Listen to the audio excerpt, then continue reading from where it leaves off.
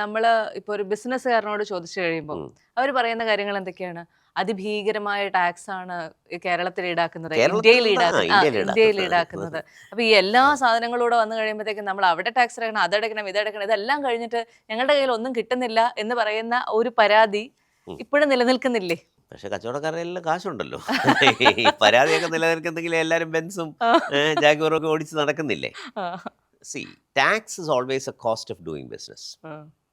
In a country. ഉം, കാരണം നമുക്ക് ഒരാൾക്കൊരു വിദ്യാഭ്യാസം കൊടുക്കാനും റോഡ് ഉണ്ടാക്കി കൊടുക്കാനും കെട്ടിടങ്ങൾ പണിഞ്ഞു കൊടുക്കാനും ഉം, പോലീസിങ് നടപ്പിലാക്കാനും ഹെൽത്ത് കെയർ നടപ്പിലാക്കാനും ഒക്കെ സർക്കാരിന് പൈസ വേണം. ഈ എക്കോസിസ്റ്റം എലമെന്റ്സ് എല്ലാം കൂടെ ഒരുമിച്ച് വരുന്ന ഒരു സ്ഥലത്താണ് കച്ചവടം ഫ്ലറിഷ് ചെയ്യുന്നത്. ഇപ്പം ഞാൻ കൊടുക്കുന്ന 30% ടാക്സ് എനിക്ക് അതിലുള്ള പരാതി അത് പ്രോപ്പർലി ഉപയോഗിക്കപ്പെടുന്നുണ്ടോ എന്ന് മാത്രമാണ്. 30% ഇപ്പം 100 രൂപ ഞാൻ ഉണ്ടാക്കുമ്പോൾ 30% ഞാൻ സർക്കാരിന് കൊടുക്കുന്നെങ്കിൽ എനിക്ക് അതിനകത്ത് സന്തോഷമില്ലായ്മയൊന്നുമില്ല. പക്ഷേ ആ 30%വും നമ്മൾ നേരത്തെ പറഞ്ഞ എലിമെന്റ്സിലേക്ക് പോകണം. ഉം, അത് പോകാതെ വരുന്നിടത്താണ് ആൾക്കാർ അസ്വസ്ഥരാകുന്നതെന്നാണ് എൻ്റെ വിശ്വാസം.